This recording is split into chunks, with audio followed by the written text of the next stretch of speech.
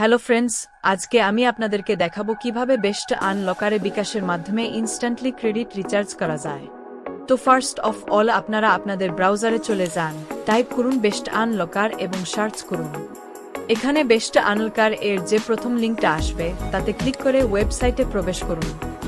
তারপর আপনার user name এবং পাসওয়ার্ড দিয়ে লগইন করুন। দেখুন এখানে আমার ব্যালেন্স 0 দেখাচ্ছে।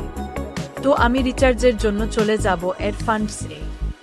এড ফান্ডস-এ যাওয়ার পর এখানে আমি বিকাশ অটো পেমেন্টটা সিলেক্ট করব এবং আমার প্রয়োজন অনুযায়ী অ্যামাউন্ট এখানে বসিয়ে দিব ও নেক্সট-এ ক্লিক করব। তারপর পে নাও বাটনে ক্লিক করব। এখানে আপনারা আপনাদের যে নাম্বার থেকে বিকাশ রিচার্জ করতে চান সে নাম্বারটি টাইপ করে দিবেন। আমি এখানে আমার নাম্বারটি টাইপ করে দিলাম। তারপর কনফার্ম ক্লিক করলাম। এখন বিকাশ থেকে আমার ফোনে 6 ডিজিটের একটা ওটিপি কোড আসবে। ওটিপি কোডটি আমি এখানে টাইপ করে দিব। তারপর আমি কনফার্ম করব এবং তারপর আমার বিকাশের পাসওয়ার্ডটা আমি এখানে টাইপ করে দিব এবং আমি আবার কনফার্ম করে দিব। ভেরিফিকেশন এর জন্য বিকাশ এখানে একটু সময় নেবে। ভেরিফিকেশন সাকসেসফুল হয়ে গেলে অটোমেটিক্যালি আপনাকে ওয়েবে রিডাইরেক্ট করে নিয়ে আসবে।